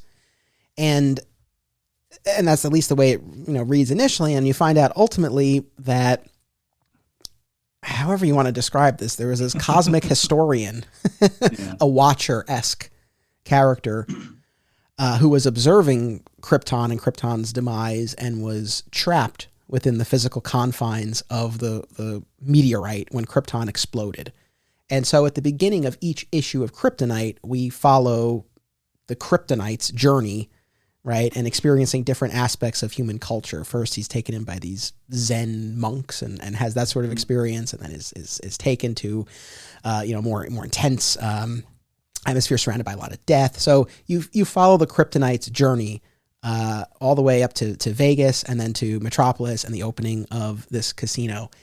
And the story's been out for so many years. I'm assuming people have read it. I don't want to spoil it, but I guess I'm going to. So if you haven't read it, maybe cover your ears for a minute here. But yes, essentially we find out that it is this cosmic historian within the Kryptonite whose name, the closest approximation to in English would be Bridgewater, and has actually been able to take control of Tony Gallo, this unrepentant killer who set out to build this empire of casinos and greed. And that's ultimately how Clark is able to learn about where he came from, right? Gallo reveals that he's actually this historian and shows Clark these visions of Krypton. Yeah, I don't know. That's the part of the story that leaves me a little cold. I like the effect of the Kryptonite itself. The first time Clark experiences it and he's trying to stop a robbery that Lex had orchestrated. And, it's this excruciating pain, unlike anything he's ever felt before. That aspect of it worked. I think sort of tracking the Kryptonite's journey and then the revelation of this cosmic historian within who tells Clark about where he's from. Again, it just leaves me sort of cold. It's not so off-putting where I'm like, oh, the story's crap. It's not that. It's just, I don't know. It doesn't necessarily resonate so much for me. I think it's a fair thing to just say it's the least appealing aspect of what is otherwise a really solid, if not really good story. Because there are plenty of elements of this that I really enjoy. And I'd really forgotten almost everything about the story. I had read it when it first came out, and especially because of the delay between part 5 and part 6, I think it just sort of left my mind. And then I read part 6, and I don't even think I understood it because I didn't bother to reread parts 1 through 5 at the time. And now getting to read it all at once, I found it a very enjoyable experience. I really liked the story. I was focusing a lot on the art because I knew the focus of the episode that we're doing here is Tim Sale, but and I know Darwyn Cooke is trying to play both sides in being somewhat faithful to the original Golden Age story that this comes from, but also updating it for a modern audience. And maybe that's just one of the places where it didn't quite work or translate as well. And I can forgive that. I just, it was fine. Yeah, fair enough. Again, I think thematically the story works very well for me. I think just in terms of some of the nuts and bolts of it, that's where it loses me. But I think too, it's not. I guess there's more of a reason. Having now spent so much time studying and discussing the various tellings of the origin, I guess while I can appreciate different interpretations, there are certain beats that I now have really come to enjoy and want to see. And, when we talk about how and when Clark learns where he's from, we've seen different versions of this. In Man of Steel, for example, I mean, he doesn't, he sees, Pa shows him the rocket before he leaves Smallville, but he doesn't find out that he's from Krypton until well into his journey as Superman, where he sees the vision of Jor-El in the kitchen. So I guess for me, and I won't, rehash all of the origin stuff because it's plenty to unpack, but I think for me, I need to see Jonathan showing Clark the rocket, because I feel like that's just such an iconic moment now. And it just, a lot kind of clicks into place for Clark, that he understands why he's different, but he still doesn't have all of the answers. So I love that moment of Jonathan showing him the rocket. Now, something like Superman the Animated Series, for example, or the Secret Origin comic, they went real quick and clean and simple. It's like, along with the reveal of the rocket, whether it's a crystal or a disc or whatever, Clark sees this message from Jor-El or Jor-El and Lara, and he learns where he's from and he's off and running. Whereas again, other instances, it takes a little bit longer. And for me personally, I like there to be some sort of quest to learn where he's from, like we see in the Man of Steel movie or we see in Superman Birthright. I like this idea that he knows he's not from here, but he doesn't know, and he has to go off and search. But I like him to get those answers before becoming Superman. I agree with you. I think that the moment or the episode of Jonathan and Martha, but primarily Jonathan, showing Clark the Rocket is really, really important. In your mind, how old is Clark when that happens? Let's see. In the Smallville pilot, Clark was 15. Oh, so that's where it lives permanently for you. No, because I can see the scene playing a little bit differently depending on how old he is.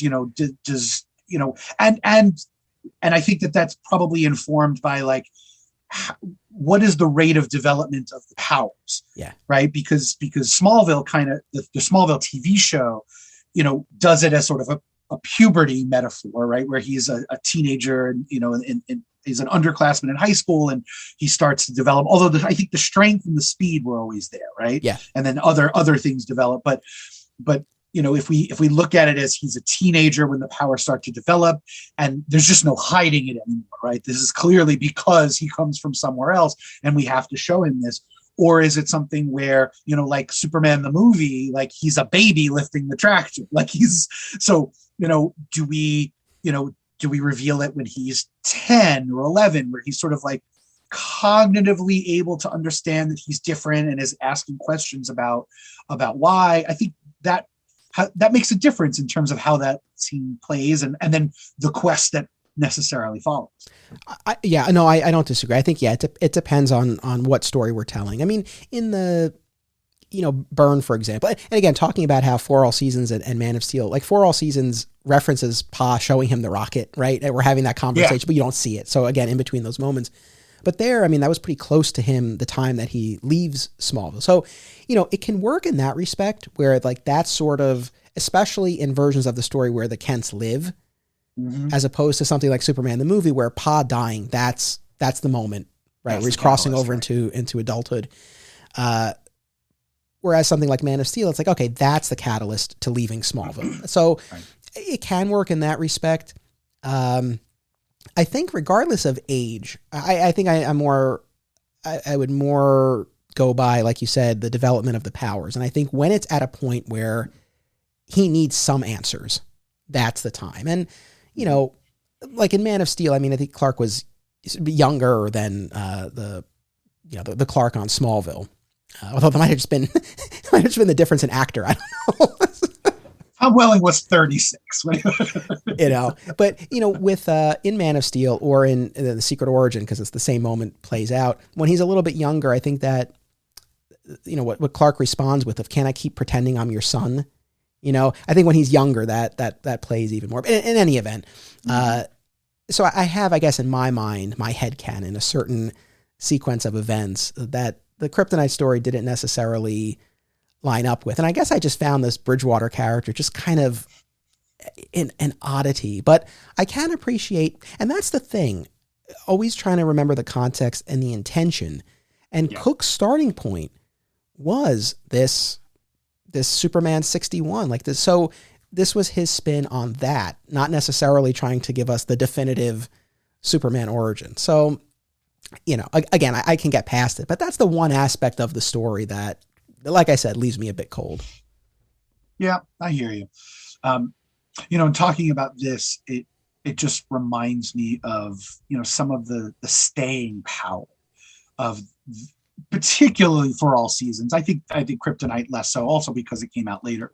The creators of the Smallville TV show have, I think, stated publicly that For All Seasons was a touchstone for the aesthetic of their show and a lot of the things that they wanted to accomplish. And obviously over its 10-year run, Smallville sort of began to deviate quite significantly from For All Seasons. But when you watch that first season in particular, if you don't see the Superman For All Seasons, the Tim Sale of it, the influence, you're missing something, right? It's so clearly felt in that show. And I think one of the reasons why the show was so successful, because they had this amazing source material to draw from.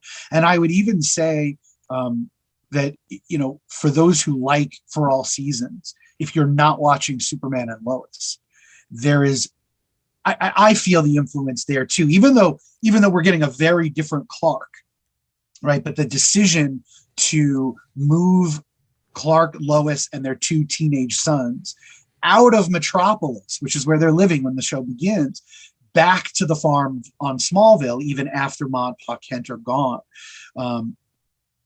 I think is an attempt to root that show in as much of For All Seasons as they possibly can.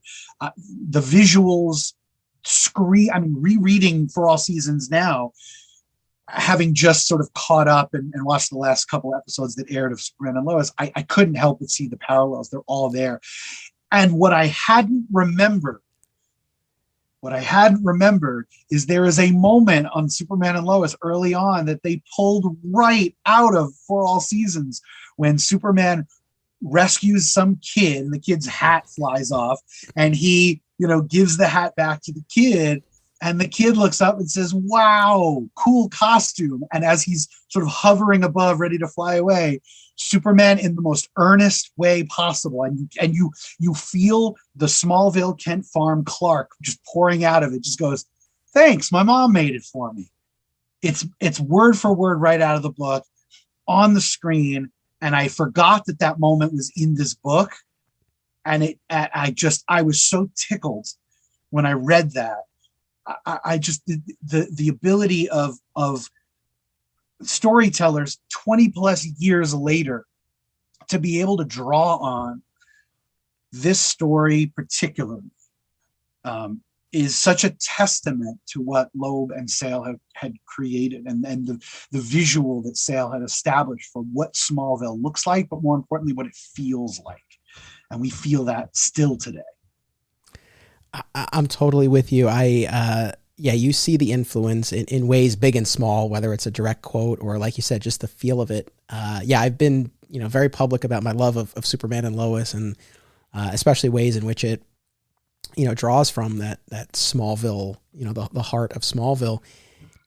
It's funny, like, what is it for you personally? Like, what is it you think makes that takes that farm setting, right, and lends itself so well to these to these life lessons? Because I think one of the things I always come back to is a quote from Jonathan Kent in the season 10 premiere of Smallville, when he appears to Clark as a vision, and he's like working on a fence out in the field, and he's like, "Chores, Clark. Work keeps a man honest." I mean, is it as simple as that, as being connected to the earth and using your hands and working in that way, and sort of seeing the product of your work at the end of the day and taking, or is there something else?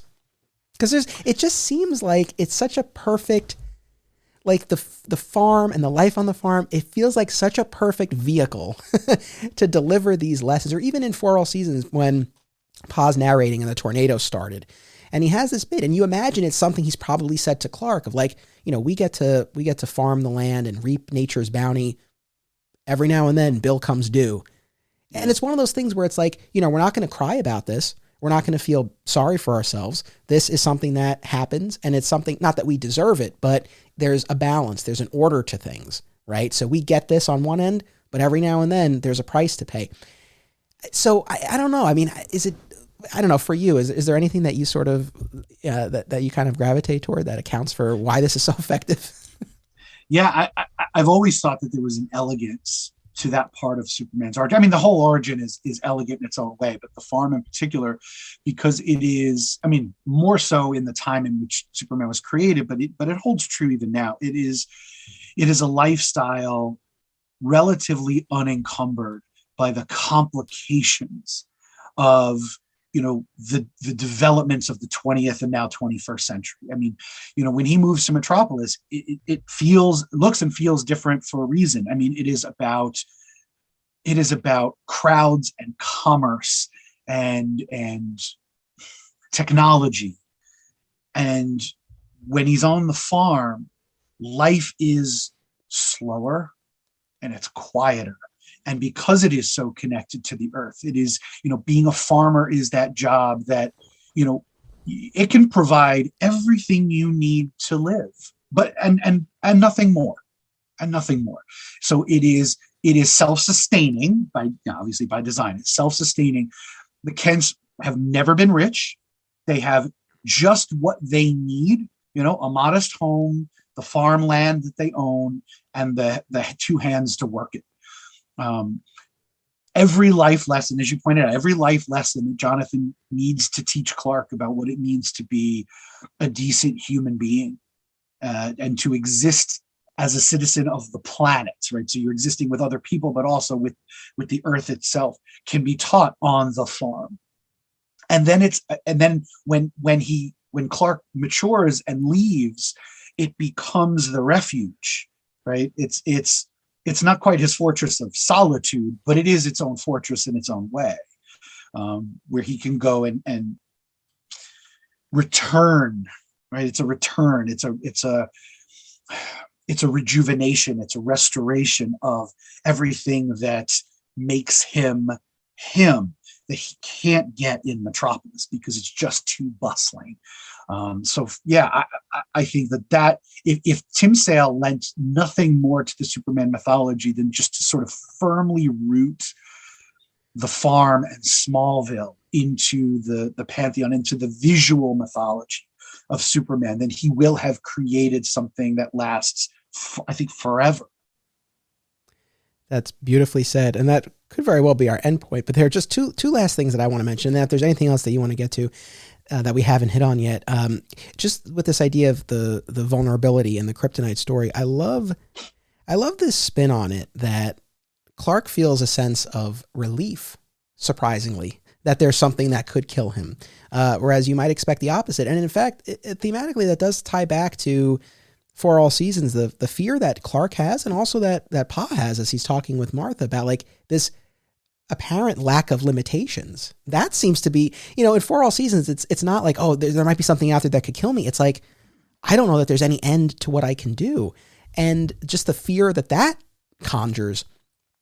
So to sort of kind of see that all the way through in Kryptonite, this notion that, oh, there is actually something that can kill me, but rather than that causing me fear, it's almost a relief, and it allows me to feel more human. And I think that sort of unlocks on the Clark Kent side of it. It's Clark who shows up at Lois's door at the end. And though this isn't, spelled out explicitly, maybe this idea that he doesn't need to pretend so much with Lois anymore because he's not this totally indestructible being. He does have this weakness. And even though, yes, maybe there's still a bit of a part that he's playing, there's a little bit more honesty to it now because he does have that vulnerability. I thought that was just such a great spin on the Kryptonite of it all. I agree. And that registered with me too. And I had very similar thoughts to yours in that it is in many ways scarier to think about a person, no matter how well he was raised, with all of the powers of Superman and none of the vulnerabilities, right? If he can do anything and there's no way to take him down, what kind of person, monster could he one day become? Whereas just knowing that he's got even just that one vulnerability, I agree with you. I think it humanizes him, both for us, the audience, and for him internally. It makes him realize I am still human, because every human, no matter how great they are, has some sort of weakness, vulnerability. So yeah, that registered with me. It was a really subtle, interesting wrinkle to the whole notion of limitations that it's one of those things where you look at it and you go, why had no one ever thought of that before? And then here it was. And you're like, it's genius. So good. So good. Yeah, it really is a nice touch. And, people, if there are any other instances of that you can think of, feel free to let me know, because nothing really comes to mind for me. Like, I've never seen him respond to Kryptonite in that way. And yeah, I think that was such a great twist on it. And the last thing that was sort of on my list is Jonathan and Martha in Kryptonite, but specifically Martha, because we talked about in For All Seasons, she doesn't get a ton of play. It's really more from Pa's perspective. She has her moments, but in Kryptonite, there's the scene where Clark comes after the lava and he's experiencing all this this fear and shame over the fear that he felt, and Pa takes him outside. And, first Clark is like, oh, I hope you're not disappointed in me. And to Pa's credit, he's like, I could never be disappointed in you. He's like, but basically, when you need to talk about stuff like this, just come to me. Don't worry your mother. And he's like, if she had to worry about you out there, I don't know that she could take it. And the last thing he says to Clark is, any man that would put that kind of burden on a woman he loves, well, he's not a man. And Clark's like, I understand, Pa. I don't know if you read I guess you did, right? In the trade for Kryptonite, Tim Sale's sketchbook at the back. Mm-hmm. He talked about that, how that moment essentially kind of, didn't totally line up with his vision when they were doing this. And Darwyn Cooke was like, don't worry, I got you covered. And because you get the payoff to that in a subsequent issue where Martha's like, yeah, I heard him tell you that. And, don't you dare. It's like, if you unload on us basically as much as you need to, like if I worry about you, like my worry is worth it, essentially is the spirit of it. And then Pa comes in asking for pie and she's like, get your own damn pie. But it was the question I had for you, I mean, anything you want to say about that, but the question I had for you was interesting. If we didn't get that subsequent scene with Martha, if it was just left at, don't worry your mother, that's not what a man does, would you have bought that? Or would you have been like, oh, that's a little off?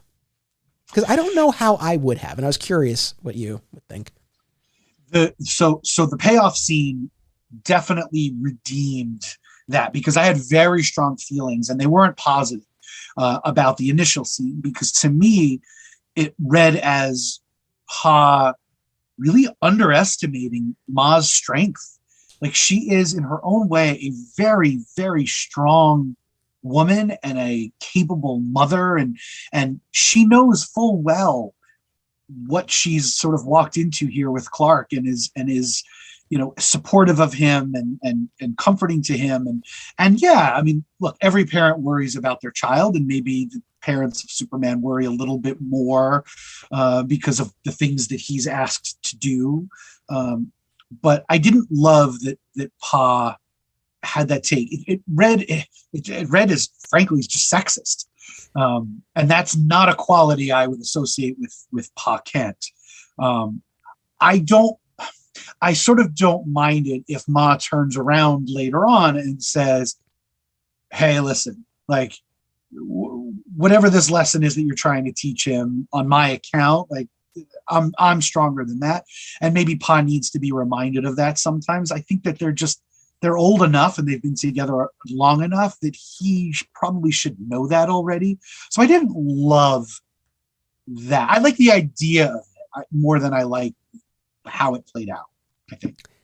I hear you. No, I just ask because it's just one of those things as a thought exercise. I was like, well, if we hadn't gotten that redemption scene, as it were, it's like, would you come away from that sort of feeling like, oh, like this is what Pa Kent thinks? And might we subscribe to that too? Because it's like we're conditioned to, right. to sort of align ourselves with that. But no, I think you definitely needed the other side of that. The Pa scene in and of itself, I don't disagree with anything you said, but I do think you're not a man if you do that. That's the part of it that felt most off. I mean, you take that out, he's still underestimating Martha, but the you're not a man aspect of it, that was, I think, more than anything. I was like, I don't know that that's really what I would expect from Pa. But in any event, it was great to get that subsequent scene. And then I think it's right after that where they're all in the barn together. I think so, and he's telling them about the Kryptonite, and they all embrace. And Clark thinks to himself, like, if they asked me to stay right now, I think I would, and I would never go back. He goes, but I know they won't ask, and I can't. But it was a great moment. And then at the very end of the story, now after he's told them about these origins that he's discovered, and Martha's like, so, do you want us to call you Kal-El now? And he has this great moment about it. He's like, no, I'm glad that I learned about my mother and father, but, my mom and pa named me Clark. That's my name. I love it. Yeah. Well, especially because it's Martha's maiden name, and that's that family history and tradition that Clark, even though he's not biologically theirs, I think is very proud to be a part of. I don't think he'd ever get rid of that name knowingly. Yeah. Is there anything else we have not gotten to that you wanted to talk about? No, I mean, we hit on everything I had in my notes and everything I was thinking of. Just again, I want to reiterate, as you said before, condolences to Tim Sale's family, friends, collaborators. I hope that this episode did, Anthony, what you wanted it to do, but more importantly, I hope that it was us lighting a candle in the darkness for Tim Sale to celebrate the work of this phenomenal artist who contributed so much, not just to Superman, but to comics in general, and whose influence will be felt forever in the comics medium and beyond. I mean, his works, it speaks for itself, but it's nice to be able to take this focus, this really sharp focus on what he contributed to Superman as just an example of his talent and his ability and his heart. So, Tim Sale, we miss you and we appreciate you. Beautifully said. Thank you, very much for joining me for this. And this was somewhat impromptu, so I appreciate you mobilizing as quickly as you did and doing this with me. I so enjoyed our conversation, and I really enjoyed going back to these works and like I said, reading them together, and both of them, but in particular For All Seasons, it's just an all-time favorite, and it always will be. It really, and I recognize this and appreciate it more and more each time I read it. It just so gets to the heart of what I love about this character. And yes, you're right. You see the influence in Smallville. You see the influence in Superman and Lois. And I not to put too fine a point on it, but it's like more and more I realize how, without this, not that my fandom would have diminished, but this holds a very special place, and I think served a very, very special and important role in my journey as a Superman fan. And again, going back to this idea of the work living on, look, like we all know, I worked at a comic shop for a long time, and it wasn't every day, but sometimes someone would come in looking to get into comics or to get into Superman. And we can say the same thing about Batman and the Long Halloween, or Spider-Man and the color books, whatever the case may be. But especially in the case of something like this was always, always, always a book that I could give to someone. And I don't work at a comic shop anymore, but if I did, this would remain one of those recommendations. Funny enough, one of our listeners reached out over Facebook. This was before Tim Sale had passed, but he was saying he's a buddy of Jeremy's, who's been on the show a bunch of times, and that's why he started listening to the show. And he was like, I'm really not a Superman fan, but I enjoy listening to the podcast because I would like to be a Superman fan. And he talked about one of the roadblocks being, this idea that Superman isn't vulnerable. And so he was interested in stories that showed the vulnerable side and the human side. And the first thing that I recommended was For All Seasons. And I always would. So I can't speak highly enough about both stories, but especially For All Seasons, or about Tim Sale and his art. And again, I think the best thing we can say, at least from a fan standpoint, is that the work will live on and will continue to be, recommended and enjoyed and discovered. That's the thing. Like, new people will continue to discover this and read it for that first time. And I hope that they get as much out of it as we have. Yeah, I agree. Couldn't have said it better. So thank you again, Scott, so much. I appreciate it. Audience, thank you very much. We will be back here in 1 week with our next all new episode. Until then, remember, it's about what you do. It's about action. Join the conversation by becoming part of the Flat Squirrel Podcast Network Facebook group. Like the Digging for Kryptonite Facebook page, and follow us on Instagram at Digging for Kryptonite Pod and on Twitter at Digging for KR Pod. Also, be sure to visit FlatSquirrelProductions.com for more film and podcast projects, including My Comic Shop History and My Comic Shop Country. Thank you.